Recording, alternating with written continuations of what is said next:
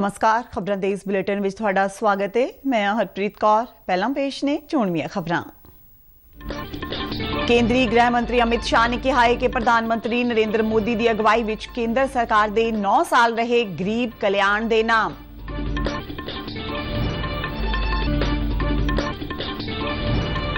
सूचना ते प्रसारण मंत्री अनुराग सिंह ठाकुर ने संपर्क से समर्थन प्रोग्राम तहत दिल्ली के आरजी कैंसर हस्पताल का कीता दौरा।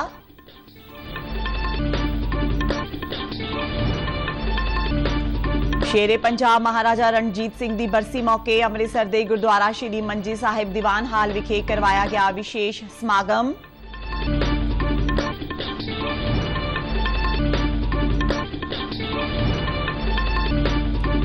ईद उल जुहा दे दिहाड़े ते बीएसएफ अते पाक रेंजर्स के अधिकारियों ने मिठाइयां का कीता आदान प्रदान।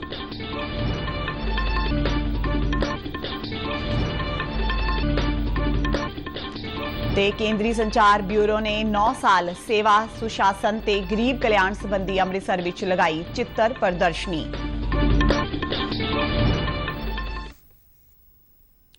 ते हुण खबरां विस्तार नाल।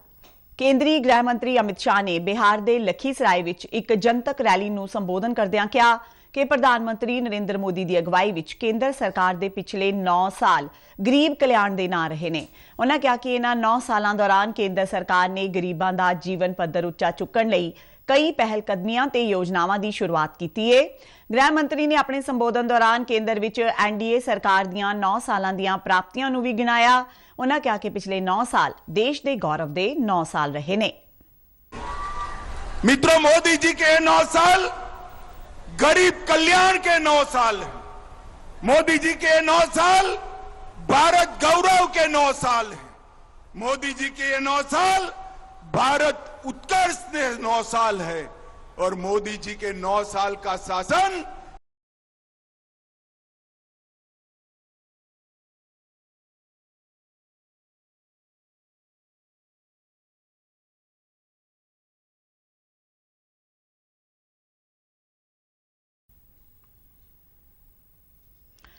रक्षा मंत्री राजनाथ सिंह ने कहा कि भारत 2027 तक दुनिया का तीजा सब तो वड्डा अर्थचारा बन जाएगा। हरियाणा के यमुनानगर में एक रैली को संबोधन करदिआं राजनाथ सिंह ने केंद्र सरकार दीआं पिछले 9 सालों दीआं प्राप्तियां नूं गिणांदिआं कहा कि भाजपा ने अपने सारे वादियां नूं पूरा कीता है। उन्होंने कहा कि मोदी सरकार ने देश के बहुत सारे धार्मिक ते सभ्याचारक स्थानां दा भी विकास किया है। अपने संबोधन दौरान रक्षा मंत्री ने कांग्रेस नूं निशाने ते लैंदिआं कहा कि भारतीय जनता पार्टी के 9 सालों के कार्यकाल दौरान कोई घोटाला सामने नहीं आया, जबकि कांग्रेस का कार्यकाल घोटालियां नाल भरिया हुआ है।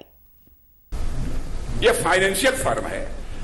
आज वह फाइनेंशियल फर्म कहती है कि भारत अब तो जो 2013 में देश की आर्थिक हालत के मामले में जो दुनिया में 11वें स्थान पर खड़ा था, आज वह जंप लेकर 5वें स्थान पर आ गया है। लेकिन मॉर्गन स्टैनले की यह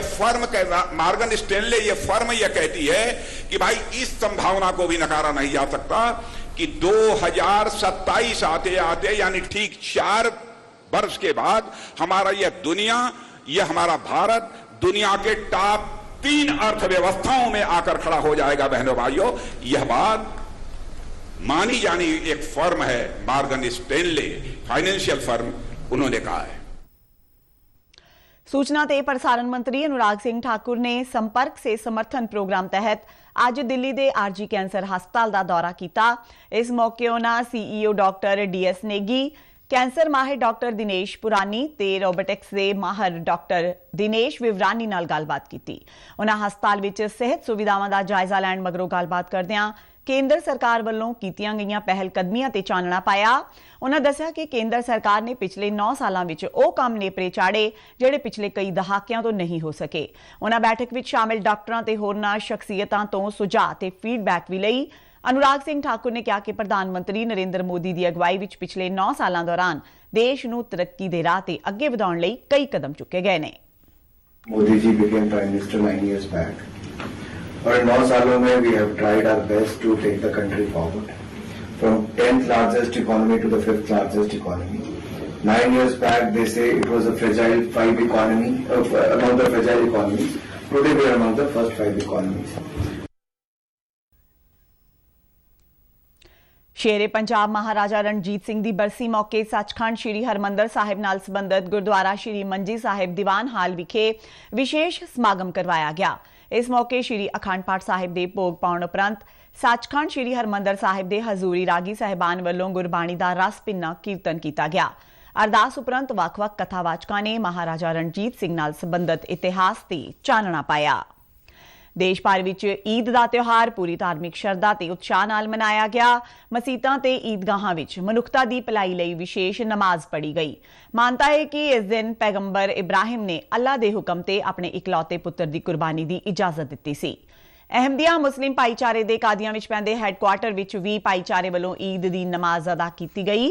ਅਕਸਾ ਮਸਜਿਦ ਵਿੱਚ ਮੁਹੰਮਦ ਮੁਜ਼ੱਫਰ ਖਾਨ ਨੇ ਈਦ ਦੀ ਨਮਾਜ਼ ਅਦਾ ਕਰਵਾਈ। ਨਮਾਜ਼ ਅਦਾ ਕਰਨ ਮਗਰੋਂ ਉਹਨਾਂ ਈਦ ਦਾ ਸੁਨੇਹਾ ਦਿੰਦਿਆਂ ਕਿਹਾ ਕਿ ਹਰੇਕ ਮੁਸਲਮਾਨ ਦਾ ਫਰਜ਼ ਬਣਦਾ ਹੈ ਕਿ ਉਹ ਗਰੀਬਾਂ ਤੇ ਭੁੱਖਿਆਂ ਦੀ ਮਦਦ ਲਈ ਅੱਗੇ ਆਵੇ ਤੇ ਆਪਣੀ ਕਮਾਈ ਦਾ ਇੱਕ ਹਿੱਸਾ ਲੋੜਵੰਦ ਲੋਕਾਂ ਲਈ ਰੱਖੇ। ਉਹਨਾਂ ਆਮ ਲੋਕਾਂ ਨੂੰ ਅੱਲਾਹ ਦੇ ਦੱਸੇ ਹੋਏ ਰਾਹ ਤੇ ਚੱਲਣ ਦੀ ਅਪੀਲ ਕੀਤੀ। ਮਹਿਲਾਵਾਂ ਤੇ ਬੱਚਿਆਂ ਨੇ ਵੀ ਵੱਡੀ ਗਿਣਤੀ ਵਿੱਚ ਨਮਾਜ਼ ਵਿੱਚ ਸ਼ਿਰਕਤ ਕੀਤੀ। ਸਾਰਿਆਂ ਨੇ ਇੱਕ ਦੂਜੇ ਨੂੰ ਗਲੇ मिल के ईद दी मुबारकबाद दी। मुख्तलिफ धर्मों और मज़ाहिब का गुलदस्ता है। हर मज़हब के मानने वाले अपने अपने त्यौहार अपने अपने तरीके मुताबिक मनाते हैं। इस्लाम में बड़ी दो ईदें हैं, दो त्यौहार हैं, जो एक रमज़ान के रोज़ों के बाद आती है और ये एक बड़ी ईद कहलाती है जो हज के मौके पर जो आती है। ये भी कुर्बानी के बाद जो एक बाप बेटे और माँ की कुर्बानी है। ईद उल जुहा ਦੇ ਮੌਕੇ ਅਟਾਰੀ ਵਾਗਾ ਸਰਹੱਦ ਤੇ BSF ਅਤੇ ਪਾਕ ਰੇਂਜਰਸ ਦੇ ਅਧਿਕਾਰੀਆਂ ਵੱਲੋਂ ਮਠਿਆਈਆਂ ਦਾ ਆਦਾਨ ਪ੍ਰਦਾਨ ਕੀਤਾ ਗਿਆ ਤੇ ਇੱਕ ਦੂਜੇ ਨੂੰ ਈਦ ਉਲ ਜ਼ੁਹਾ ਦੀਆਂ ਸ਼ੁਭਕਾਮਨਾਵਾਂ ਦਿੱਤੀਆਂ ਗਈਆਂ। ਦੋਹਾਂ ਫੋਰਸਾਂ ਦੇ ਸੀਨੀਅਰ ਅਧਿਕਾਰੀਆਂ ਨੇ ਇੱਕ ਦੂਜੇ ਨੂੰ ਮਠਿਆਈ ਦੇ ਡੱਬੇ ਭੇਂਟ ਕੀਤੇ।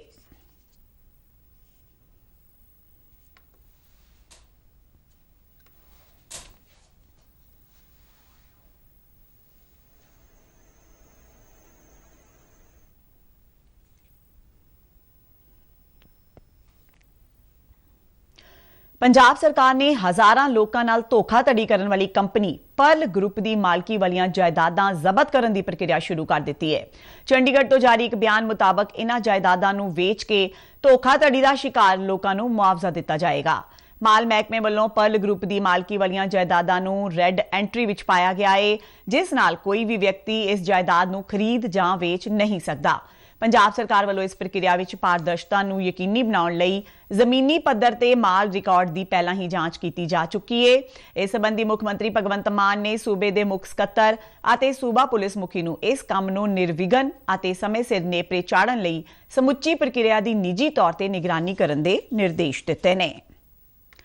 ਪੰਜਾਬ ਨੇ ਮੱਝਾਂ ਦੀ ਨੀਲੀ ਰਾਵੀ ਦੀ ਨਸਲ ਚੋਣ ਸਕੀਮ ਵਿੱਚ ਦੇਸ਼ ਭਰ ਵਿੱਚੋਂ ਤੀਜਾ ਸਥਾਨ ਹਾਸਲ ਕੀਤਾ ਹੈ।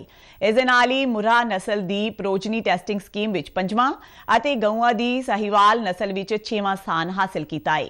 ਸੂਬੇ ਦੇ ਪਸ਼ੂ ਪਾਲਣ ਤੇ ਡੇਅਰੀ ਵਿਕਾਸ ਮੰਤਰੀ ਗੁਰਮੀਤ ਸਿੰਘ ਖੁੱਡੀਆ ਨੇ ਚੰਡੀਗੜ੍ਹ ਤੋਂ ਜਾਰੀ ਬਿਆਨ ਵਿੱਚ ਕਿਹਾ ਕਿ ਸੂਬੇ ਲਈ ਇਹ ਮਾਣ ਦੀ ਗੱਲ ਹੈ। ਉਹਨਾਂ ਕਿਹਾ ਕਿ ਇਹਨਾਂ ਸਕੀਮਾਂ ਦਾ ਮੁੱਖ ਮੰਤਵ ਦੁੱਧ ਦੇਣ ਵਾਲੀਆਂ ਮੱਝਾਂ ਤੇ ਗਊਆਂ ਦੀ ਉੱਚ ਪੱਧਰੀ ਨਸਲ ਪੈਦਾ ਕਰਨਾ ਹੈ।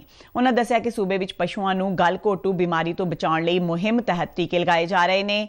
ਉਹਨਾਂ ਇਹ ਵੀ ਦੱਸਿਆ ਕਿ ਮੂੰਹ ਖੁਰਦੀ ਬਿਮਾਰੀ ਦੀ ਰੋਕਥਾਮ ਲਈ ਵੈਕਸੀਨ ਲਗਾਉਣ ਲਈ ਵਿਸ਼ੇਸ਼ ਮੁਹਿੰਮ ਜਲਦ ਹੀ ਚਲਾਈ ਜਾਵੇਗੀ। ਸੂਚਨਾ ਤੇ ਪ੍ਰਸਾਰਣ ਮੰਤਰਾਲੇ ਦੇ ਕੇਂਦਰੀ ਸੰਚਾਰ ਬਿਊਰੋ ਵੱਲੋਂ ਸਮੁੱਚੇ ਦੇਸ਼ ਵਿੱਚ 9 ਸਾਲ ਸੇਵਾ, ਸੁਸ਼ਾਸਨ ਤੇ ਗਰੀਬ ਕਲਿਆਣ ਦੇ ਵਿਸ਼ੇ ਤੇ ਪ੍ਰੋਗਰਾਮਾਂ ਦਾ ਆਯੋਜਨ ਕੀਤਾ ਜਾ ਰਿਹਾ ਹੈ। ਇਸੇ ਲੜੀ ਤਹਿਤ ਅੱਜ ਅੰਮ੍ਰਿਤਸਰ ਦੇ ਖਾਲਸਾ ਕਾਲਜ ਵਿੱਚ 2 ਰੋਜ਼ਾ ਚਿੱਤਰ ਪ੍ਰਦਰਸ਼ਨੀ ਲਗਾਈ ਗਈ। ਇਸ ਮੌਕੇ ਮੁੱਖ ਮਹਿਮਾਨ ਕਰਨਲ ਚੇਤਨ ਪਾਂਡੇ ਨੇ ਪ੍ਰੋਗਰਾਮ ਦੀ ਸ਼ਲਾਘਾ ਕੀਤੀ ਤੇ ਸ਼ਾਮਿਲ ਹੋਏ ਲੋਕਾਂ ਨੂੰ ਅਗਨੀਪਥ ਯੋਜਨਾ ਬਾਰੇ ਜਾਣਕਾਰੀ ਦਿੱਤੀ। ਕੇਂਦਰੀ ਸੰਚਾਰ ਬਿਊਰੋ ਦੇ ਅਧਿਕਾਰੀ ਗੁਰਮੀਤ ਸਿੰਘ ਨੇ ਚਿੱਤਰ ਪ੍ਰਦਰਸ਼ਨੀ ਬਾਰੇ ਜਾਣਕਾਰੀ ਦਿੰਦਿਆਂ ਦੱਸਿਆ ਕਿ ਇਸ ਜ਼ਰੀਏ ਅੰਮ੍ਰਿਤਸਰ ਵਿੱਚ ਲੋਕਾਂ ਨੂੰ ਭਾਰਤ ਸਰਕਾਰ ਦੀਆਂ ਵੱਖ-ਵੱਖ ਯੋਜਨਾਵਾਂ ਬਾਰੇ ਜਾਣੂ ਕਰਵਾਇਆ ਜਾ ਰਿਹਾ ਹੈ। ਇਸ ਪ੍ਰਦਰਸ਼ਨੀ ਦੇ ਪਹਿਲੇ ਦਿਨ ਵਿਦਿਆਰਥੀਆਂ ਦੇ ਪੋਸਟਰ ਮੇਕਿੰਗ ਤੇ ਲੇਖ ਮੁਕਾਬਲੇ ਕਰਵਾਏ ਗਏ ਅਤੇ ਪਹਿਲੇ 3 ਸਥਾਨਾਂ ਤੇ ਆਉਣ ਵਾਲੇ ਵਿਦਿਆਰਥੀਆਂ ਨੂੰ ਖਾਸ ਤੌਰ ਤੇ ਸਨਮਾਨਿਤ ਕੀਤਾ ਗਿਆ। ਚਿੱਤਰ ਪ੍ਰਦਰਸ਼ਨੀ ਦੇਖਣ ਆਏ ਲੋਕਾਂ ਨੂੰ ਕੋਵਿਡ ਦੇ ਨਵੇਂ ਨਿਯਮਾਂ ਬਾਰੇ ਵੀ ਜਾਗਰੂਕ ਕੀਤਾ ਗਿਆ। ਪ੍ਰਦਰਸ਼ਨੀ ਵਿੱਚ ਨੁੱਕੜ ਨਾਟਕ ਸਮੇਤ ਹੋਰਨਾਂ ਪੇਸ਼ਕਾਰੀਆਂ ਰਾਹੀਂ ਵੀ ਲੋਕਾਂ ਦਾ ਮਨੋਰੰਜਨ ਕੀਤਾ ਗਿਆ। NCC ਦੀ ਇੱਕ ਪੰਜਾਬ ਬਟਾਲੀਅਨ ਦੇ ਕੈਡਿਟਾਂ ਨੇ ਵੀ ਪ੍ਰਦਰਸ਼ਨੀ ਵਿੱਚ ਸ਼ਿਰਕਤ ਕੀਤੀ। ਕੇਂਦਰ ਸਰਕਾਰ ਨੇ ਸਮੁੱਚੇ ਦੇਸ਼ ਵਿੱਚ ਸੜਕ ਨੈਟਵਰਕ ਮਜ਼ਬੂਤ ਕਰਨ ਦੇ ਮੰਤਵ ਨਾਲ 31 ਜੁਲਾਈ 2015 ਨੂੰ ਭਾਰਤਮਾਲਾ ਪਰਿਯੋਜਨਾ ਦੀ ਸ਼ੁਰੂਆਤ ਕੀਤੀ ਸੀ। ਇਸ ਪਰਿਯੋਜਨਾ ਤਹਿਤ ਵੱਖ-ਵੱਖ ਪੜਾਵਾਂ ਅਧੀਨ ਦੇਸ਼ ਦੇ ਪ੍ਰਮੁੱਖ ਸ਼ਹਿਰਾਂ ਨੂੰ ਰੋਡ ਕਨੈਕਟੀਵਿਟੀ ਦੇ ਰਾਹੀਂ ਜੋੜਿਆ ਜਾ ਰਿਹਾ ਹੈ। ਇਸ ਪ੍ਰੋਜੈਕਟ ਨੇ ਜਿੱਥੇ ਰੋਜ਼ਗਾਰ ਦੇ ਮੌਕੇ ਮੁਹੱਈਆ ਕਰਵਾਏ ਨੇ, ਉਸ ਦੇ ਨਾਲ ਹੀ ਅਰਥਚਾਰੇ ਨੂੰ ਵੀ ਮਜ਼ਬੂਤ ਕੀਤਾ ਹੈ। ਭਾਰਤਮਾਲਾ ਪ੍ਰੋਜੈਕਟ ਨੂੰ ਲੈ ਕੇ ਪੰਜਾਬ ਦੇ ਮੋਹਾਲੀ ਜ਼ਿਲ੍ਹੇ ਵਿੱਚ ਵੀ 7 ਪ੍ਰੋਜੈਕਟ ਤਜਵੀਜ਼ ਕੀਤੇ ਗਏ ਨੇ। ਇਹਨਾਂ ਪ੍ਰੋਜੈਕਟਾਂ ਲਈ ਜ਼ਮੀਨ ਪ੍ਰਾਪਤੀ ਦਾ ਕੰਮ ਚੱਲ ਰਿਹਾ ਹੈ ਤੇ ਜਿਨ੍ਹਾਂ ਕਿਸਾਨਾਂ ਦੀ ਜ਼ਮੀਨ ਪ੍ਰੋਜੈਕਟ ਲਈ ਐਕਵਾਇਰ ਕੀਤੀ ਗਈ ਹੈ ਉਹਨਾਂ ਨੂੰ ਅਦਾਇਗੀ ਦਾ ਕੰਮ ਤਕਰੀਬਨ 70% ਪੂਰਾ ਹੋ ਚੁੱਕਾ ਹੈ। ਭਾਰਤਮਾਲਾ ਪ੍ਰੋਜੈਕਟ ਬਾਰੇ ਜਾਣਕਾਰੀ ਸਾਂਝੀ ਕਰਦਿਆਂ ਜ਼ਿਲ੍ਹਾ ਮਾਲ ਅਫਸਰ ਜਸਵਿੰਦਰ ਸਿੰਘ ਨੇ ਦੱਸਿਆ ਕਿ ਇਹ ਪ੍ਰੋਜੈਕਟ ਮੋਹਾਲੀ ਦੇ ਨਾਲ ਲੱਗਦੇ ਇਲਾਕਿਆਂ ਤੋਂ ਫਤਿਹਗੜ੍ਹ ਸਾਹਿਬ, ਲੁਧਿਆਣਾ, ਕੁਰਾਲੀ ਤੋਂ ਰੋਪੜ ਤੱਕ ਚਲਾਇਆ ਜਾ ਰਿਹਾ ਹੈ। ਇਹਨਾਂ ਮਾਰਗਾਂ ਤੇ ਫਲਾਈਓਵਰ ਅਤੇ ਪੁਲ ਬਣਾਉਣ ਦਾ ਕੰਮ ਕੌਮੀ ਸ਼ਾਹਰਾਹ ਅਥਾਰਟੀ ਨੂੰ ਸੌਂਪਿਆ ਗਿਆ ਹੈ। ਇਸ ਪ੍ਰੋਜੈਕਟ ਨੂੰ ਲੈ ਕੇ ਆਸ-ਪਾਸ ਦੇ ਇਲਾਕੇ ਦੇ ਲੋਕਾਂ ਵਿੱਚ ਭਾਰੀ ਉਤਸ਼ਾਹ ਹੈ। ਉਹਨਾਂ ਦਾ ਮੰਨਣਾ ਹੈ ਕਿ ਸੜਕ ਨੈਟਵਰਕ ਦੇ ਮਜ਼ਬੂਤ ਹੋਣ ਨਾਲ ਸੰਪਰਕ ਵਧੇਗਾ ਤੇ ਕਾਰੋਬਾਰ ਦੇ ਮੌਕੇ पैदा होंगे। नन्हे लाल झाड़ीदार खरड़ से प्रधानमंत्री जी के लिए बहुत बहुत शुक्रिया है। वो रोड होने के बाद रेडी चलाते हैं, रिक्शा चलाते हैं, हमारे को फायदा हुआ है। टूट फूट से भी बहुत आराम मिला है हमें और अच्छा काम बच गया है। अभी गेड़ा हमारे मिल जाता है और अपना पेट पालते हैं। सड़कें बनने से अच्छा ही है कि रौनक बढ़ गया और टाइम कम लगता है आदमी को, पहले टाइम ज़्यादा लगता था। एक तो टाइम बहुत ज़्यादा बचा है, एक्सीडेंट की जो कमी आई है भाई, उसके साथ साथ समय के साथ साथ प्रदूषण का भी भाई कम हुआ है। इसका हम केंद्र सरकार का बहुत धन्यवाद करते हैं। ਫਿਰੋਜ਼ਪੁਰ ਜ਼ਿਲ੍ਹਾ ਪ੍ਰਸ਼ਾਸਨ ਨੇ ਕੌਮਾਂਤਰੀ ਸਰਹੱਦ ਪਾਰੋਂ ਆਉਣ ਵਾਲੇ ਡਰੋਨ ਦੀ ਜਾਣਕਾਰੀ ਦੇਣ ਵਾਲੇ ਨੂੰ 1 ਲੱਖ ਰੁਪਏ ਦਾ ਇਨਾਮ ਦੇਣ ਦਾ ਐਲਾਨ ਕੀਤਾ ਹੈ। ਫਿਰੋਜ਼ਪੁਰ ਪੁਲਿਸ ਵੱਲੋਂ ਕੀਤੇ ਗਏ ਇੱਕ ਟਵੀਟ ਮੁਤਾਬਕ ਜਿਹੜਾ ਵੀ ਵਿਅਕਤੀ ਪਾਕਿਸਤਾਨ ਦੀ ਤਰਫੋਂ ਆਏ ਡਰੋਨ ਦੀ ਬਰਾਮਦਗੀ ਕਰਵਾਏ ਜਾਂ ਉਸ ਸੰਬੰਧੀ ਪੁਖਤਾ ਜਾਣਕਾਰੀ ਦੇਵੇਗਾ ਉਸ ਨੂੰ ਜ਼ਿਲ੍ਹਾ ਪ੍ਰਸ਼ਾਸਨ ਵੱਲੋਂ 1 ਲੱਖ ਰੁਪਏ ਦਾ ਨਕਦ ਇਨਾਮ ਦਿੱਤਾ ਜਾਵੇਗਾ। ਪੁਲਿਸ ਅਧਿਕਾਰੀਆਂ ਨੇ ਜ਼ਿਲ੍ਹੇ ਦੇ ਲੋਕਾਂ ਨੂੰ ਇਸ ਮੁਹਿੰਮ ਵਿੱਚ ਯੋਗਦਾਨ ਦੇਣ ਦੀ ਅਪੀਲ ਕੀਤੀ ਹੈ। ਮਾਨਯੋਗ ਡੀਸੀ ਦਫ਼ਤਰ ਵੱਲੋਂ एक इनाम की घोषणा की गई है। जोड़ा भी बंदा जो भी एक ड्रोन की रिकवरी कराऊगा उन्होंने 1 लाख रुपए का इनाम दिता जाऊगा। तो मेरी यह बेनती है कि इस में सहयोग करन ते जिवें कोई ड्रोन आता है किसी के पिंड च आता है जां किसी के खेत में मिलता है तो पुलिस को इन्फॉर्म करें।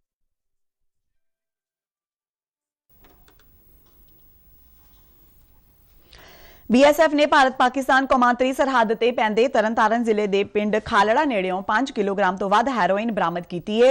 BSF ਦੇ ਸੂਤਰਾਂ ਵੱਲੋਂ ਦਿੱਤੀ ਗਈ ਜਾਣਕਾਰੀ ਮੁਤਾਬਕ ਇੱਕ ਪਾਕਿਸਤਾਨੀ ਡਰੋਨ ਵੱਲੋਂ ਹੈਰੋਇਨ ਦੀ ਇਹ ਖੇਪ ਖਾਲੜਾ ਪਿੰਡ ਦੇ ਖੇਤਾਂ ਵਿੱਚ ਸੁੱਟੀ ਗਈ ਜਿਸ ਨੂੰ ਇੱਕ ਪੈਕੇਟ ਵਿੱਚ ਲਪੇਟਿਆ ਗਿਆ ਸੀ।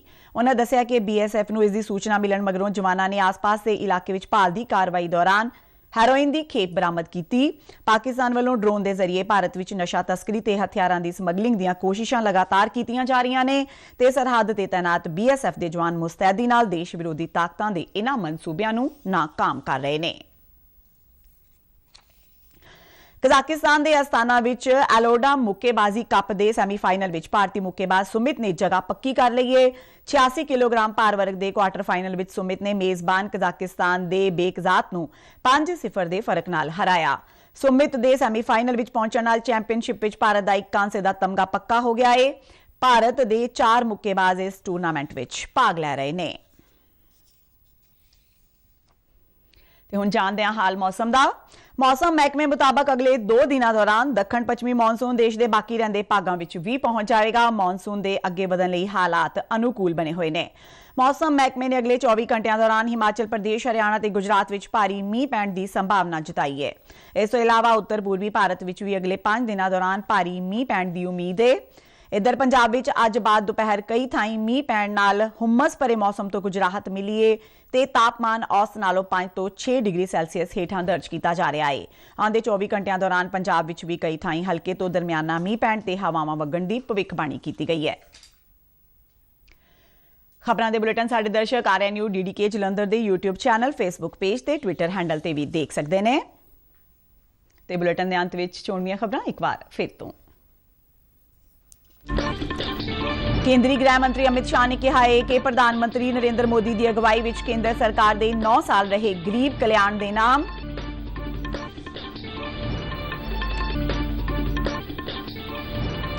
सूचना ते प्रसारण मंत्री अनुराग सिंह ठाकुर ने संपर्क से समर्थन प्रोग्राम तहत दिल्ली के आरजी कैंसर हस्पताल का कीता दौरा।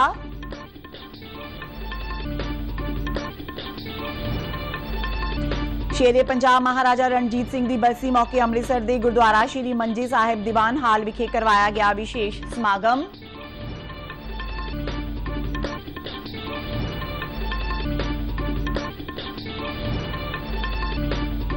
ईद उल जुहा दे दिहाड़े ते बीएसएफ ते पाक रेंजर्स के अधिकारियों ने मठियाइयां दा कीता आदान प्रदान।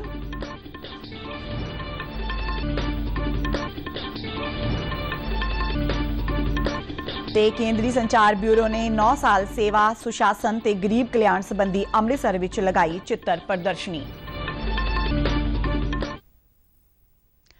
ते इस दे नाल ही खबरां दा बुलेटिन खत्म हुंदा है। आग्या दिओ, नमस्कार।